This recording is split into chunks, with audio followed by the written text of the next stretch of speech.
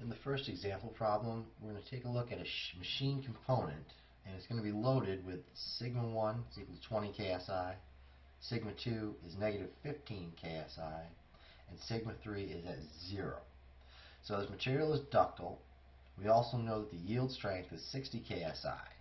Now what they're asking us to solve for in this problem is the safety factor. But they want us to do this in 3 different methods. So the first method that we're going to utilize is the maximum normal stress, then we'll use the maximum shear stress, and then use maximum distortion energy. So we'll take a look at the solution to all 3 of these methods and compare the answers.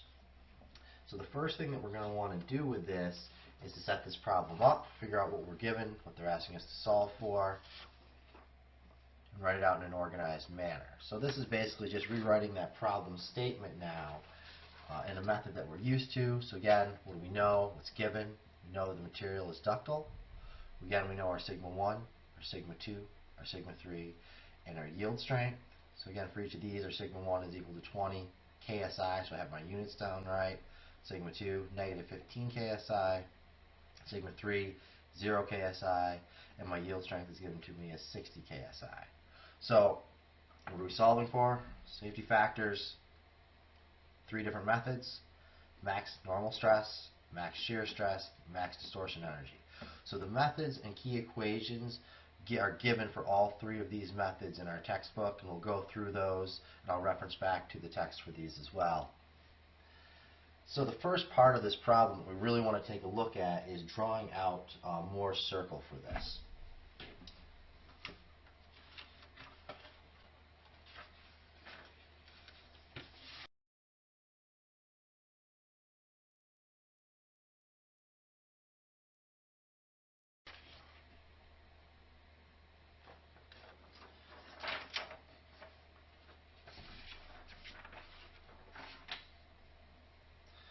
So we can see here, we can draw out is 3 circles essentially. And we can see on this plot here, I have all of my given information for sigma 1, sigma 2, and sigma 3 with the appropriate values that we were given in the problem statement. So this axis over here is our sigma axis over here. Here's our tau axis up here. So x, sigma, y, tau axis there. So we take a look at this now and we want to see, okay, my sigma 1 I can draw out here. This was given to me as 20.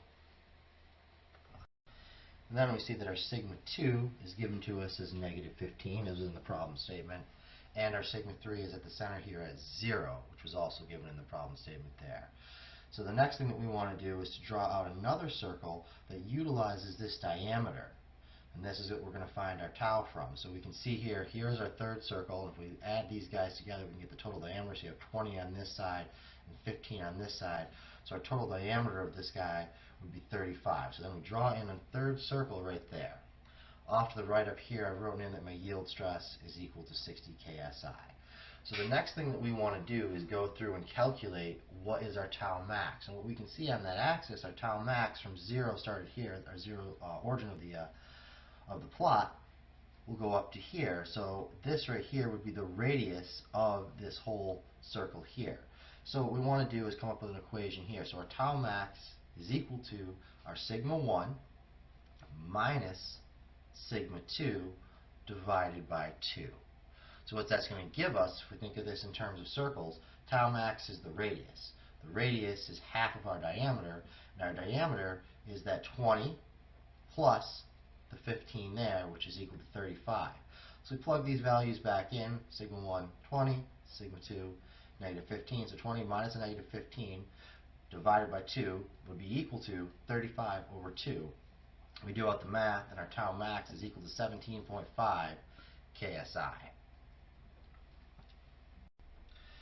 So now that we have our tau max value from Moore's circle, we can then go ahead and do what it asks us to do in the problem statement, which is to calculate our safety factor.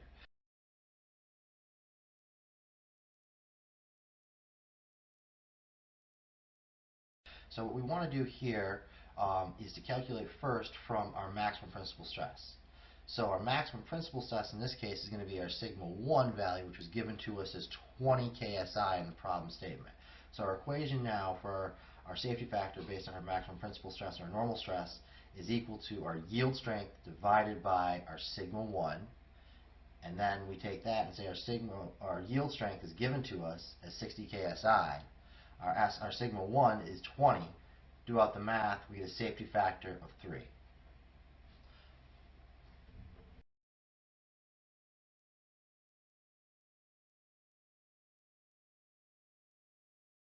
So this again gave us our safety factor using our maximum normal stress. The next thing that it asks us to do is to calculate our safety factor using our maximum shear stress. So we can utilize that same plot that we had before, and the next thing we want to do is go through and use our relationship, our equation, to calculate our safety factor from the shear stress. So we have this relationship here that our safety factor is equal to our yield stress divided by 2 divided by our tau max, where, in our case here, if we move this up, our yield strength is still that 60 KSI. We calculated our tau max from the previous page, so if we scroll back up to our Mohr circle page here, we can go back through and see how we calculated that again based off our diameter of our Mohr circle. Then what we can do is go ahead and plug in our known values here to our safety factor equation here. So plug in our 60 and our 17.5 to this equation above.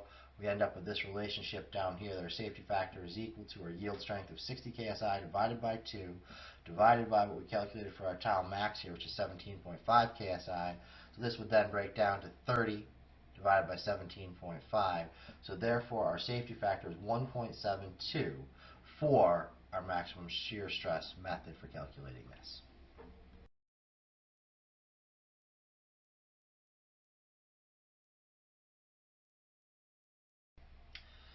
So now our problem statement had asked us to do this in 3 different methods. The third method they asked us to use was the maximum distortion energy in order to calculate our safety factor.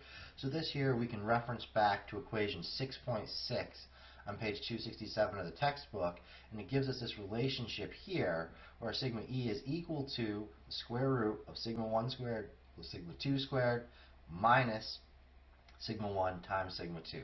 So again, I write out what I know. So my sigma 1 is 20 KSI given the problem statement. Sigma 2 is negative 15 KSI from the problem statement. And our yield strength is given to us as 60 KSI.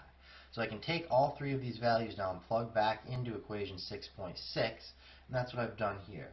So sigma sub E is equal to 20 squared, or my sigma 1 squared, plus a negative 15 squared from my sigma 2, minus sigma 1 times sigma 2, 20 times negative 15. I do out the math there, and I can then calculate my sigma E is equal to 30.5 KSI, and my equation for the safety factor here would be, my safety factor is equal to my yield strength divided by sigma E, so plug in my known values here, where my yield strength given me is 60 KSI, plug in there. My sigma E, which I just calculated from equation 6.6, is 30.5. So this is equal to now a safety factor of 1.97. Again, this is for the maximum distortion energy.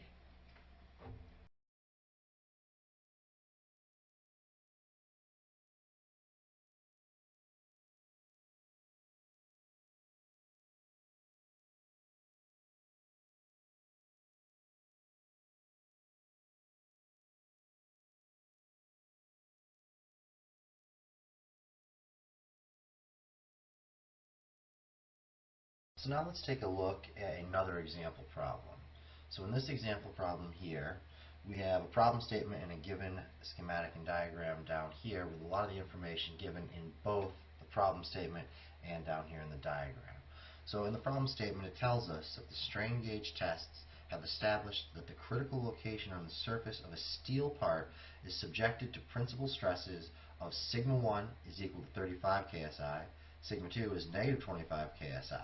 So because the surface is exposed and unloaded, we have now the sigma 3 is equal to 0 KSI. So the steel has a strength of 100 KSI, so it gives us our yield strength right there in the problem statement.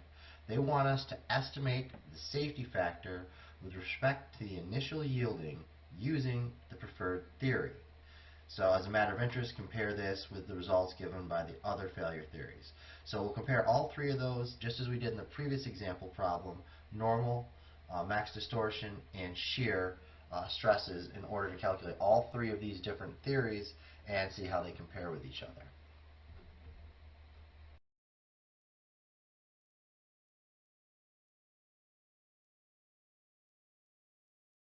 a little bit more detailed look at the given schematic here, we can see, okay, here's our sigma 1 on either side of this way going in tension. Sigma 1 is 35 KSI, 31 KSI on this side, and then we have our sigma 2 is a negative 25 KSI coming into compression on this element here. Sigma 2 negative 25 KSI, sigma 2 negative 25 KSI. We have a side note over here that our sigma 3 is equal to 0. And we can see over here is the steel, and it gives us in the problem statement, we don't have to go to the lookup tables to get our yield strength of 100 KSI.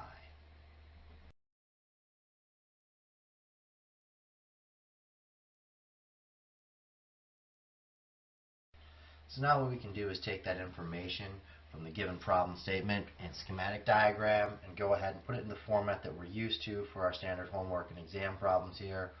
What do they give us within that problem, an initial diagram? What are they asking us to solve for? And redraw out our given schematic there in a method that makes more sense, maybe slightly bigger, slightly more simplified, different colors, so that we can follow along and understand clearly what information they've provided to us. So in the givens, we have 4 different things given to us with an exact value in units, so we write these out. Sigma 1, 35 KSI, and this is principal stress 1. Sigma 2 given to us as negative 25 KSI, principal stress 2. Sigma 3 is equal to 0, which is our principal stress 3. And SY, or our yield strength, is given to us as 100 KSI in our given diagram.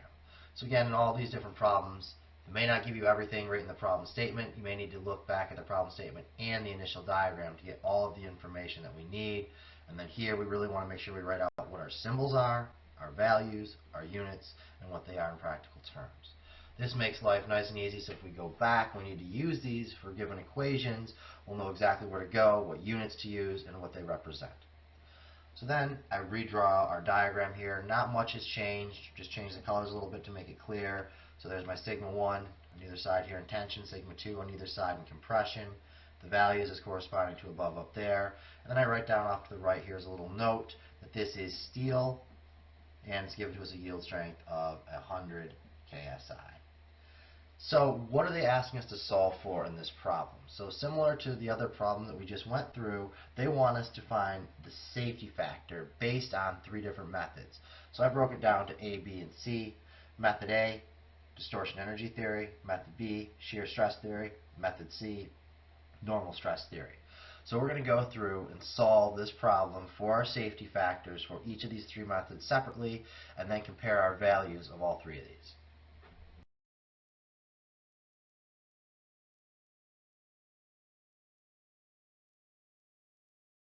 For part A, it asked us to use the distortion energy theory.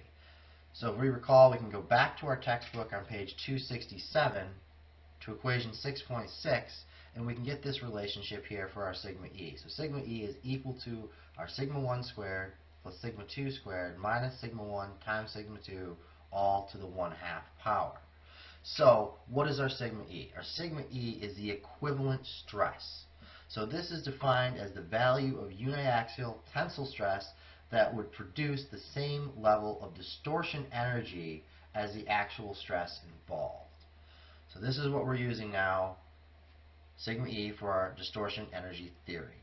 So specifically for our problem, if we take the general version of this equation given in 6.6 on page 267 and plugging in our values, we come down here. So for our problem here, we know that we're given sigma 1 is equal to 35 KSI, and that sigma 2 is negative 25 KSI. So we can go back to equation 6.6 and plug in our values. So sigma 1 is 35, plug in for sigma 1, 35 squared.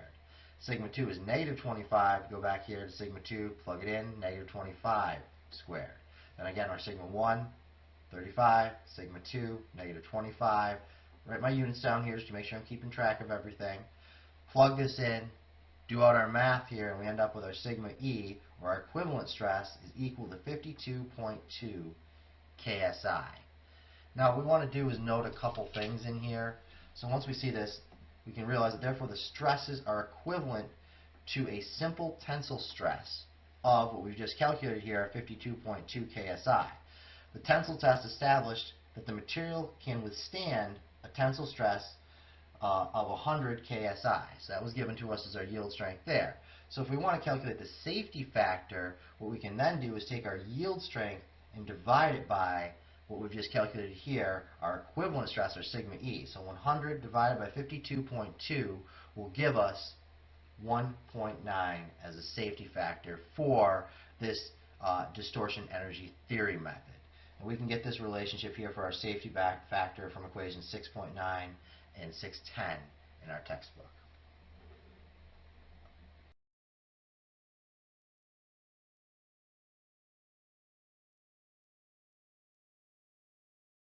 And solve for our safety factor based on the distortion energy theory, we need to take a look at parts B and parts C here to calculate our safety factor using the shear stress theory and the normal stress theory. So in order to do this, what we're going to do is draw out our Moore's circle representation for the specific problem here.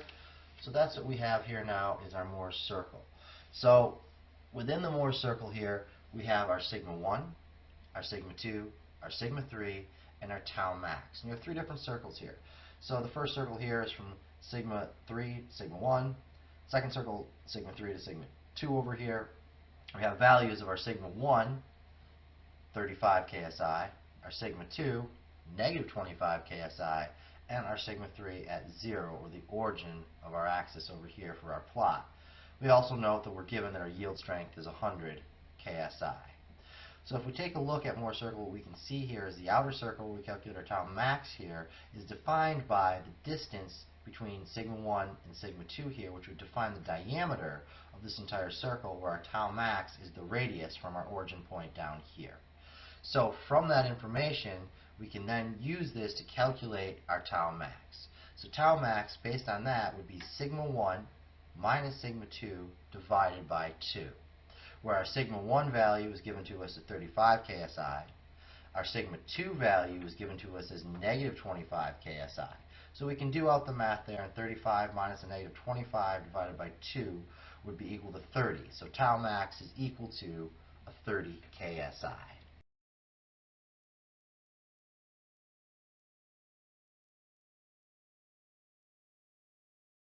That we obtained from Moore's circle, we can then go ahead and finish the rest of the problem for parts B and part C.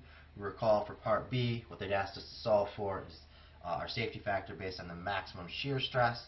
So we have this relationship here for our safety factor, which is our yield strength divided by 2 divided by tau max here. Plug in our known values, where we're given that our yield strength is 100 ksi in the problem statement, divided by 2 divided by our tau max, which we just calculated from Moore's circle to be 30 ksi. So our safety factor is equal to 50 divided by 30, or safety factor is equal to 1.7 for our max shear stress theory. Then we can move on to part C and calculate our safety factor based on the max normal stress.